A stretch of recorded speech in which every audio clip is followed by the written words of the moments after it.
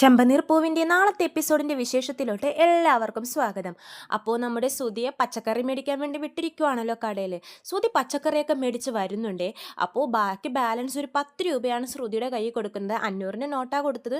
490 രൂപയായ പച്ചക്കറി ഇന്ന ശ്രുതി ബാലൻസ് എന്ന് പറഞ്ഞ് കൊടുക്കുമ്പോഴേക്കും ശ്രുതി ചോദിക്കുന്നുണ്ട്, ഇതെന്താ ശ്രുതി, ഈ 4 കൂട്ടം പച്ചക്കറി മേടിച്ചതിന് 490 രൂപയോ, ഇതെന്താ ഇത്രയും രൂപയോ പച്ചക്കറിക്കെന്നൊക്കെ പറയുമ്പോൾ രേവതി വരുന്നുണ്ട്. ഏയ് ഇതിന് അത്രയൊന്നും ആവത്തില്ല, ഇതെന്താ പച്ചക്കറിയുടെ വില കൂടിക്കൂടി വരുന്നു, ആകെ കുറച്ചല്ലേ മേടിച്ചുള്ളൂ. അപ്പോൾ രവീന്ദ്രൻ ചോദിക്കുന്നുണ്ട്, എടാ ശ്രുതി, നീ മര്യാദക്ക് വിലയൊക്കെ ചോദിച്ചായിരുന്നു? അപ്പോൾ ശ്രുതി പറയും, ആച്ചാ ഞാൻ വിലയൊക്കെ ചോദിച്ചു. അപ്പോൾ സച്ചി പറയും, എടാ ശ്രുതി, നീ ബാക്കി കാശിന് വില അതും മേടിച്ച് കഴിച്ചോ, നീ ഒന്ന് ഊതി എന്നൊക്കെ പറയുമ്പോൾ ശ്രുതി പറയും, ഞാനൊന്നും മേടിച്ച് കഴിച്ചിട്ടൊന്നുമില്ല, അതേ എൻ്റെ കയ്യിൽ ബില്ലുണ്ടെന്ന് പറഞ്ഞ് ശ്രുതിയെ കാണിക്കുവേ ബില്ല്.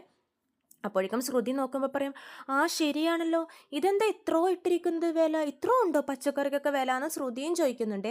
അപ്പോഴേക്കും നമ്മുടെ കടക്കാരൻ, ഈ പച്ചക്കറി മേടിച്ച കടയിലെ ചേട്ടനില്ലേ, അയാൾ വരുവാണ് നമ്മുടെ ചന്ദ്രയുടെ വീട്ടിലോട്ട്. അപ്പോൾ സച്ചി പറയുന്നുണ്ട്, ഇതെന്താണ് നീ കടക്കാരനെ കൂട്ടിയാണ് വന്നത്?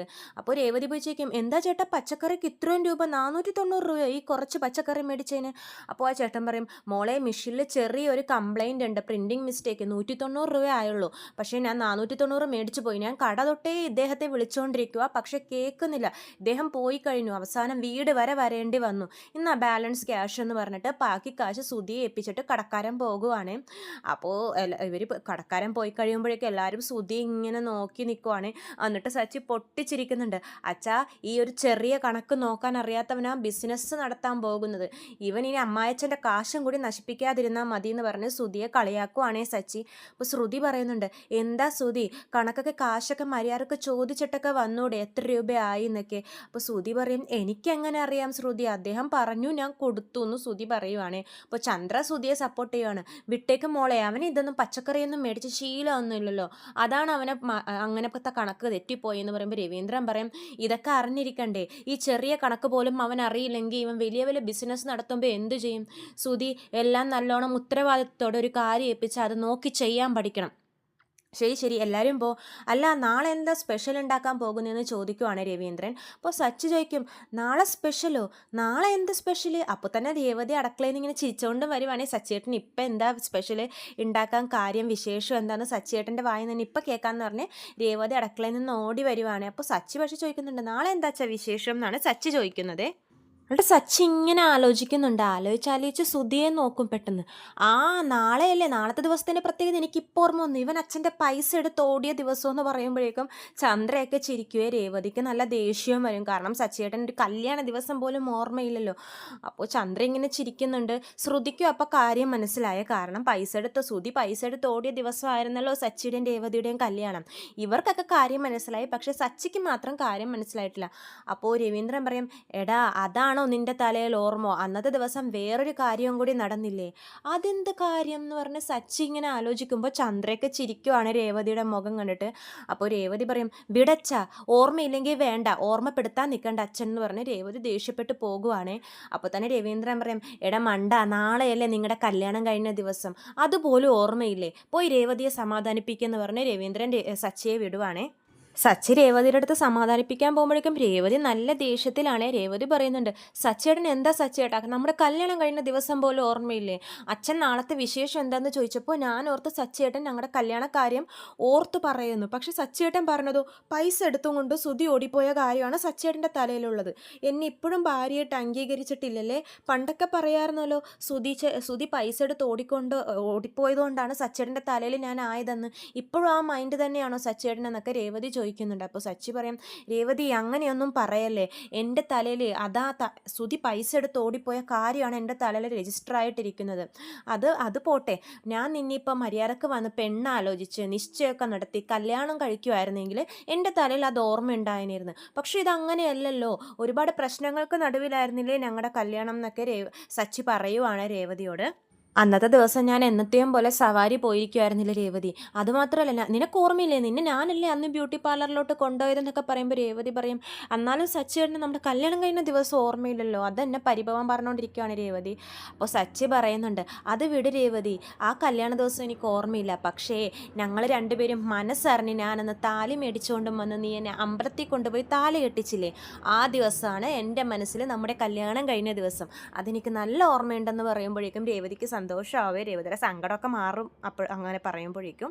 എന്നിട്ട് രേവതി പറയുന്നുണ്ട്, അതെങ്കിലും ഓർമ്മയുണ്ടല്ലോ. സന്തോഷം എന്ന് പറയുമ്പോൾ സച്ചി പറയും, അതുമാത്രമോ, എനിക്ക് നിന്നെ ആദ്യം തൊട്ട് കണ്ടത് മുതൽ എല്ലാ കാര്യങ്ങളും ഓർമ്മയുണ്ടെന്ന് സച്ചി പറയുവാണ്. അപ്പോൾ രേവതി ചോദിക്കുന്നുണ്ട്, എന്നാ പറ, എന്നെ ആദ്യമായിട്ട് എവിടെ വെച്ചാ കണ്ടത്? അപ്പോൾ സച്ചി പറയുന്നുണ്ട്, ഞാനല്ലേ നിന്നെ ബ്യൂട്ടി പാർലറിൽ കൊണ്ടുപോയത്, അപ്പോഴല്ലേ ഞാൻ നിന്നെ ആദ്യമായിട്ട് കാണുന്നത്. അപ്പോൾ രേവതി പറയും, അപ്പോഴല്ല, അതിന് മുമ്പേ ഞങ്ങൾ തമ്മിൽ കണ്ടിട്ടുണ്ടെന്ന് പറയുമ്പോൾ സച്ചി പറയും, അതിന് മുമ്പ് കണ്ടിട്ടുണ്ടോ, എപ്പോ? അപ്പോൾ രേവതി പറയും, കണ്ടോ, ഇത്രയേ ഉള്ളൂ സച്ചി ഏട്ടന് ഓർമ്മ. അപ്പോൾ സച്ചി പറയും, എന്നാ പറ, എപ്പോഴാണ് നമ്മൾ കണ്ടേന്ന് പറയുമ്പോൾ രേവതി പറയുന്നുണ്ട്, അന്നൊരു പ്രാവശ്യം ഞാൻ ആദ്യമായിട്ട് സച്ചി ഏട്ടനെ കാണുമ്പോഴേക്കും സച്ചി ഏട്ടൻ തല്ലുണ്ടാക്കിക്കൊണ്ടിരിക്കുമായിരുന്നു നടു റോട്ടിൽ നിന്നിട്ട്. അപ്പോൾ സച്ചി പറയും, നടു റോട്ടിലിരുന്ന് തല്ലോ, ഏത് റോട്ടിലാണ്? കുറേ റോട്ടിലിരുന്ന് തല്ല് പിടിച്ചോണ്ട് ഏത് റോഡാണെന്ന് എനിക്ക് ഓർമ്മയില്ല എന്ന് പറയുമ്പോഴേക്കും രേവതി ഇങ്ങനെ നോക്കുകയും, അതെനിക്കറിയാം, പിന്നെ അതിന് ശേഷം ഞാൻ കണ്ടത് സച്ചി ഏട്ടൻ ഒരു പ്രാവശ്യം കള്ളും കുടിച്ചിട്ട് എൻ്റെ പൂക്കൂടെയൊക്കെ എടുത്ത് തലയിൽ വെച്ച് ഡാൻസ് കളിക്കുന്നുണ്ടായിരുന്നില്ലേ, അപ്പോൾ കണ്ടു. അപ്പോൾ സച്ചി പറയും, ഞാൻ അങ്ങനെയൊക്കെ ചെയ്തിട്ടുണ്ടോ? അപ്പോൾ രേവതി പറയും, അങ്ങനെയൊക്കെ ചെയ്തിട്ടുണ്ട്, അത് കഴിഞ്ഞിട്ട് ഒരു അമ്മുമ്മേനെ വീട്ടിൽ നിന്ന് ഇറക്കി വിടാൻ വേണ്ടി പോയപ്പോൾ അപ്പോഴും കണ്ടു. സച്ചി പറയും, ഞാൻ ഇറക്കി വിട്ടെന്നോ അമ്മുമ്മയെ? അങ്ങനെയാണ് വിചാരിച്ചത്, പക്ഷെ സച്ചി ഏട്ടൻ അഭിനയിച്ചതായിരുന്നു ഒരു സീരിയലിലെന്ന് സിനിമയിലെന്നൊക്കെ പറയുന്നുണ്ട് രേവതി. അപ്പോൾ സച്ചി പറയും, ശരിയാ, ഞാനൊരു സിനിമയിൽ അഭിനയിച്ചിട്ടുണ്ട്, പക്ഷേ അന്ന് എന്നെ എല്ലാവരും അഭിനന്ദിച്ചായിരുന്നു, ഞാൻ നല്ലോണം അഭിനയിച്ചെന്ന് പറഞ്ഞിട്ട്, പക്ഷെ അതിനുശേഷം എന്നെ ആരും വിളിച്ചില്ല രേവതി അഭിനയിക്കാൻ. എനിക്ക് നാച്ചുറലായിട്ട് അഭിനയിക്കാനല്ലേ അറിയുള്ളൂ, അതായിരിക്കും എന്നെ ആരും വിളിക്കാത്തതെന്നൊക്കെ പറയുമ്പോഴേക്കും രേവതി, ഇപ്പോൾ ഓർമ്മയുണ്ടോ, ഇനിയും കുറേ പ്രാവശ്യം കണ്ടിട്ടുണ്ട്. അപ്പോൾ സച്ചി ചോദിക്കുന്നുണ്ട്, സ്വപ്നത്തിൽ പോലും വിചാരിച്ച് കാണില്ലേ രേവതി ഞാൻ നിൻ്റെ ഭർത്താവാകുമെന്ന്? ഇപ്പോൾ രേവതി പറയുന്നുണ്ട്, ഇല്ല, ഞാൻ ഒട്ടും വിചാരിച്ചില്ല, അന്നൊന്നും എനിക്ക് സച്ചിയേട്ടൻ ഇഷ്ടേ അല്ലായിരുന്നു എന്ന് പറയുമ്പോഴേക്കും സച്ചി പറയും, അപ്പം ഇപ്പോഴോ? അപ്പോൾ രേവതി പറയുന്നുണ്ട്, ഇപ്പം എങ്ങനെയാണെന്ന് സച്ചിയേട്ടൻ അറിയില്ലേ, സച്ചിയേട്ടൻ എനിക്ക് അളവൊന്നും പറയാൻ അറിയില്ല, എനിക്ക് എൻ്റെ ജീവനാണ്, അതുകൊണ്ടാണ് സച്ചിയേട്ടനെ കണ്ട ഓരോ നിമിഷവും എനിക്ക് ഓർമ്മയുള്ളതെന്ന് പറയുകയാണ്. അപ്പോൾ സച്ചി പറയുന്നുണ്ട്, നീ പറയുമ്പോൾ എനിക്കും ആ സംഭവങ്ങളൊക്കെ ഓർമ്മ വരുന്നുണ്ട്, പിന്നെ എപ്പോഴൊക്കെയാണ് നമ്മൾ കണ്ടിട്ടുള്ളത്, അതൊക്കെ നീ പറ രേവതി, എനിക്ക് എല്ലാം കേൾക്കണം എന്ന് പറയുമ്പോഴേക്കും രേവതി സച്ചിനെ കണ്ട ഓരോ നിമിഷങ്ങളെല്ലാം സച്ചിയോട് വിവരിക്കുകയാണ്. സച്ചി അത് നല്ലോണം ആസ്വദിച്ചിരുന്ന് കേൾക്കുന്നുമുണ്ട്. അത് കഴിഞ്ഞ് കാണിക്കുന്നത് നമ്മുടെ രേവതിയുടെ അമ്മ വരുവാണ് ഇവരുടെ വീട്ടിലോട്ട്, ചന്ദ്രയുടെ വീട്ടിലോട്ട് വരുവാണ്. കൈ നിറയെ കവറുകളും സഞ്ചികളും പാത്രങ്ങളൊക്കെ ആയിട്ടാണ് ലക്ഷ്മി വരുന്നത്. അപ്പോൾ വരുമ്പോഴേക്കും രേവതി ഉണ്ടാവും ഫ്രണ്ടിൽ തന്നെ. അപ്പോൾ വാ അമ്മ വാ, എന്താ ഇത് കൈ നിറയെ സാധനങ്ങളൊക്കെ ആയിട്ട്, പറഞ്ഞില്ലല്ലോ അമ്മ വരൂ എന്നൊക്കെ രേവതി പറയുന്നുണ്ട്. അതാ ഞാൻ വന്നതാ മോളെ എന്നൊക്കെ പറഞ്ഞ്. അപ്പോൾ രവീന്ദ്രൻ പറയും, വാ വാ വാ, ഇരിക്കി വാ ഇരിക്കെന്ന് പറഞ്ഞ് രവീന്ദ്രൻ നല്ലോണം സ്വാഗതം ചെയ്യുന്നുണ്ട് ലക്ഷ്മിയെ. അപ്പോഴേക്കും ചന്ദ്ര വരുന്നുണ്ട്. ചന്ദ്രക്ക് ഇവരെ ഇഷ്ടമല്ലല്ലോ, ഇവരെ കാണുമ്പോൾ തന്നെ ചന്ദ്രയുടെ മുഖമൊക്കെ മാറും. രേവതി പോയി ചായ എടുത്തോണ്ടും വാന്ന് പറയുമ്പോൾ ലക്ഷ്മി പറയുന്നുണ്ട്, അയ്യോ ഞാൻ ചായയൊക്കെ കുടിച്ചിട്ടാ വന്നത്, ചായ ഒന്നും വേണ്ടാന്ന് പറയുമ്പോൾ ചന്ദ്ര പറയും, നിങ്ങൾക്കല്ല, എനിക്ക് കുടിക്കാനാ ചായ എടുക്കാൻ പറഞ്ഞത്, രേവതി പോയി ചായ എടുത്തോണ്ടും വാ എന്ന് പറഞ്ഞിട്ട് രേവതിയെ വിടുവേ. എന്നിട്ട് ചന്ദ്ര അവരോട് ഭയങ്കര അഹങ്കാരത്തിലാണ് സംസാരിക്കുന്നത്. എന്താ പതിവില്ലാതെ ഈ ഭാഗത്തോട്ടൊക്കെ ഇറങ്ങിയെന്ന് ചോദിക്കുമ്പോഴേക്കും രവീന്ദ്രൻ പറയുന്നുണ്ട്, അവരവരുടെ മോളെ കാണാൻ വേണ്ടി വന്നു, അതിന് നീ എന്താ ചന്ദ്ര ഇങ്ങനെയൊക്കെ ചോദിക്കുന്നത്? അപ്പോൾ ലക്ഷ്മി പറയുന്നുണ്ട്, നാളെ നമ്മുടെ രേവതിയുടെയും സച്ചിയുടെയും കല്യാണം കഴിഞ്ഞിട്ടുള്ള ആദ്യത്തെ വർഷമല്ലേ, അപ്പോൾ അതിനെക്കുറിച്ച് സംസാരിക്കാൻ വേണ്ടിയിട്ടാണ്. അപ്പോൾ രവീന്ദ്രൻ പറയും, ഞങ്ങളും അതേപ്പറ്റിയാണ് സംസാരിച്ചുകൊണ്ടിരുന്നത്. അപ്പോൾ തന്നെ ചന്ദ്ര വീണ്ടും അവരെ വിഷമിപ്പിക്കാൻ വേണ്ടി ഓരോന്നും പറയുവാണേ. അതിനുശേഷം നിങ്ങളുടെ മോൾ ഈ വീട്ടിൽ വന്ന് കയറിയതിന് ശേഷം ഈ വീട്ടിൽ ദിവസവും ഓരോ കാര്യങ്ങൾ പ്രതീക്ഷിക്കാത്തതൊക്കെ നടന്നുകൊണ്ടിരിക്കുകയാണ്. എന്തോ ഒരു ഭാഗ്യക്കേട് കൊണ്ട് നിങ്ങളുടെ ഭർത്താവ് എൻ്റെ ഭർത്താവിൻ്റെ വണ്ടിയുടെ മുമ്പിൽ വന്ന് ചാടി അദ്ദേഹം മരണവും പെട്ടു, അങ്ങനെ നിങ്ങളുടെ മോൾക്കൊരു ഭാവി കിട്ടി, അത്രേ ഉള്ളൂ എന്നൊക്കെ ഭയങ്കര ചന്ദ്ര പുച്ഛിച്ചു പറയുവാണ്. രേവതിക്ക് ഇത് കേൾക്കുമ്പോഴേക്കും സങ്കടമാവുന്നുണ്ടേ, ലക്ഷ്മിക്കും സങ്കടമാവുന്നുണ്ട് ചന്ദ്രയുടെ വർത്താനം കേൾക്കുമ്പോഴേക്കും. അപ്പോൾ രവീന്ദ്രൻ പറയുന്നുണ്ട്, ചന്ദ്ര നീ ഒന്നും മിണ്ടാതിരുന്നേ, അവരൊരു നല്ല കാര്യത്തെപ്പറ്റി സംസാരിക്കാൻ വരുമ്പോൾ നീ എന്താ ഇങ്ങനെയൊക്കെ പറയുന്നതെന്ന് പറയുമ്പോഴേക്കും ചന്ദ്ര പറയും, നടന്നതിനെ പറ്റിയിട്ടല്ലേ പറഞ്ഞതെന്നൊക്കെ പറയുവാണ്. അപ്പോൾ രവീന്ദ്രൻ പറയുന്നുണ്ട്, എന്തായാലും കല്യാണം കഴിഞ്ഞ് ഇപ്പോൾ സച്ചിയുടെ ജീവിതത്തിൽ രേവതി വന്നതിന് ശേഷമാണ് സച്ചിക്ക് നല്ലൊരു മാറ്റമൊക്കെ വന്നതെന്ന് പറയുമ്പോൾ ചന്ദ്ര പറയുന്നുണ്ട്, നിങ്ങളുടെ മോള് അവനെ നല്ലോണം മാറ്റിയെടുത്തിട്ടുണ്ടെന്ന് പറയുവാണ്. അപ്പോൾ ലക്ഷ്മി പറയുന്നുണ്ട്, നമ്മളൊരു കാര്യം തീരുമാനിക്കും, ദൈവം വേറൊന്ന് നിശ്ചയിച്ചിട്ടുണ്ട്, ഈ കല്യാണം നമ്മൾ പോലും തീരുമാനിക്കാതെ നടന്നതാണല്ലോ എന്നാണ് ലക്ഷ്മി പറയുന്നത്. എൻ്റെ മോൾക്ക് എന്തായാലും നല്ലൊരു ജീവിതം കിട്ടിയെന്ന് ലക്ഷ്മി പറയുമ്പോഴേക്കും ചന്ദ്ര പറയുന്നുണ്ട്, അതെന്താ അങ്ങനെ പറയുന്നത്, സുധിയെ കെട്ടിക്കഴിഞ്ഞാൽ നിങ്ങളുടെ മോളുടെ ഭാഗ്യം എന്നാണോ നിങ്ങളിപ്പോൾ പറഞ്ഞു വരുന്നത്? അപ്പോൾ ലക്ഷ്മി പറയുന്നുണ്ട്, അയ്യോ അങ്ങനെയൊന്നുമല്ല, ഞാൻ പൊതുവായിട്ടുള്ളൊരു കാര്യം പറഞ്ഞതാ. സച്ചി നല്ലോണം എൻ്റെ മോളെ നോക്കുന്നുണ്ട്, എനിക്ക് നല്ല സന്തോഷമാണ് അതിൽ, നല്ലൊരു ജീവിതം കിട്ടിയല്ലെന്നൊക്കെ നമ്മുടെ ലക്ഷ്മി പറയുവാണേ. അപ്പോഴേക്കും നമ്മുടെ ശ്രുതിയൊക്കെ വരുന്നുണ്ട്. ശ്രുതിയോട് സുഖമല്ലേ എന്നൊക്കെ ലക്ഷ്മി വിശേഷം ചോദിക്കുന്നുണ്ട്. ആ അപ്പോൾ സുഖമായിട്ടിരിക്കുന്നു എന്ന് പറയുന്നുണ്ട്. അപ്പോൾ രവീന്ദ്ര ചന്ദ്രയെ പിന്നെയും പറയുന്നുണ്ട്, നീ അവരോരോന്നും പറയുന്നതിന് വേറൊരു അർത്ഥം കാണല്ലേ ചന്ദ്ര എന്ന് പറഞ്ഞ് ചന്ദ്രയെ ചീത്ത പറയുവാണേ. അപ്പോൾ ലക്ഷ്മി പറയുന്നുണ്ട്, മോളെ രേവതി ഒരു തട്ടെടുത്തോണ്ടും വാ എന്ന് പറഞ്ഞ് രേവതിയെ വിടുവാണേ. തട്ടം വെക്കാനായിരുന്നു എന്നൊക്കെ ലക്ഷ്മി പറയുമ്പോഴേക്കും ചന്ദ്ര പറയുന്നുണ്ട്, ഓ തട്ടം വെക്കൽ എന്താ, 50 പവൻ സ്വർണവും വൈര നെക്ലസൊക്കെ ആണ് കൊണ്ടുവന്നിരിക്കുന്നതെന്ന് ചോദിക്കുവാണ് ചന്ദ്ര. അപ്പോഴേക്ക് രവീന്ദ്രൻ പറയുന്നുണ്ട്, എന്താ നമ്മുടെ കല്യാണം കഴിഞ്ഞ ആദ്യത്തെ വർഷം അങ്ങനെയാണോ നിന്റെ വീട്ടുകാർ എനിക്ക് കൊണ്ടെത്തുന്നത്? ഒരു ഷർട്ട് പോലും കൊണ്ടെത്തന്നില്ലല്ലോ, എന്തെങ്കിലും ഈ വായ തോന്നിയത് വിളിച്ച് പറയല്ലേ ചന്ദ്ര എന്ന് പറഞ്ഞ് രവീന്ദ്രൻ ചന്ദ്രയെ ചീത്ത പറയുന്നുണ്ട്. ചന്ദ്ര മാക്സിമം ലക്ഷ്മിയെ അപമാനിക്കാൻ നോക്കുവാണ്. എന്നിട്ട് രേവതി തട്ട് കൊണ്ടുവരുമ്പോഴേക്കും അതിൽ നമ്മുടെ പലഹാരങ്ങളൊക്കെ വെക്കുവാണ്. അപ്പോഴേക്കും വർഷയൊക്കെ കയറി വരുന്നുണ്ട് വീട്ടിലോട്ട്. വർഷയും ശ്രീകാന്തൊക്കെ അപ്പോൾ വിശേഷമൊക്കെ ചോദിക്കുന്നുണ്ട്. എന്നിട്ട് വർഷ ചോദിക്കുന്നുണ്ട്, ആൻറ്റി ഞാൻ അന്ന് പറഞ്ഞ നുറുക്ക് കൊണ്ടുവന്നിട്ടുണ്ടോ എന്ന് ചോദിക്കുമ്പോഴേക്കും ലക്ഷ്മി ആ കൊണ്ടുവന്നിട്ടുണ്ട് മോളെ എന്ന് പറഞ്ഞ് അതെടുത്ത് നമ്മുടെ വർഷക്ക് കൊടുക്കുവാണ്. അപ്പോൾ ചന്ദ്ര പറയുന്നുണ്ട്, വർഷയെ അതൊന്നും കഴിക്കല്ലേ, ഏത് എണ്ണയിൽ എങ്ങനത്തെ എണ്ണയിലൊക്കെ ഉണ്ടാക്കിയെന്നൊന്നും നമുക്ക് പറയാൻ പറ്റില്ല എന്ന് പറയുമ്പോഴേക്കും ലക്ഷ്മി പറയും, ഞാൻ നല്ല എണ്ണയിലെ ഉണ്ടാക്കിയെന്ന് പറയുമ്പോഴേക്കും വർഷ ഇതൊന്നും മൈൻഡ് ചെയ്യുന്നില്ല കേട്ടോ. വർഷം എടുത്ത് നുറുക്കൊക്കെ കഴിച്ചിട്ട് പറയും, നല്ല ടേസ്റ്റ് ഉണ്ട്, ബേക്കറിയിലെ നുറുക്കൊക്കെ തിന്നണതിന് നല്ലത് ഇതുപോലെ വീട്ടിലുണ്ടാക്കിയ നുറുക്ക് തിന്നതാ എനിക്കിഷ്ടമായി എന്ന് പറഞ്ഞ് വർഷ തിന്നുവാണേ.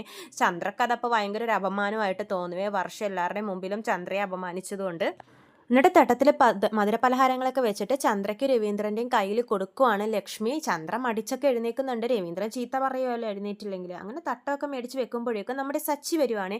സച്ചി വരുമ്പോഴേക്കും ആ അമ്മ ഇതെപ്പോൾ വന്നു, വാ വാ ഇരുന്നു അമ്മ എന്നൊക്കെ പറയുമ്പോഴേക്കും ലക്ഷ്മി പറയുന്നുണ്ട്, അത് പിന്നെ നിങ്ങളുടെ ആദ്യത്തെ കല്യാണം കഴിഞ്ഞ ദിവസമല്ലേ, ഞാൻ ഡ്രസ്സൊക്കെ ഇട്ട് വന്നതാന്ന് പറയുമ്പോഴേക്കും സച്ചി പറയുന്നുണ്ട്, എന്തിനാ അമ്മയെ ആവശ്യമില്ലാതെ ഡ്രസ്സൊക്കെ മേടിച്ച് കാശ് കളയുന്നതെന്ന് പറയുമ്പോഴേക്കും നമ്മുടെ ലക്ഷ്മി പറയുന്നുണ്ട്, ഇതൊക്കെ ഒരു ചടങ്ങല്ലേ മോനെ, അതൊക്കെ ചെയ്യണ്ടേ. അപ്പോൾ സച്ചി പറയും, നമ്മ എല്ലാവരും ഒറ്റ കുടുംബമല്ലേ, അമ്മ എൻ്റെ സ്വന്തം അമ്മ തന്നെയാണ്, അപ്പോൾ പിന്നെ ഇങ്ങനെ ചടങ്ങിൻ്റെയൊക്കെ ആവശ്യമുണ്ടോ?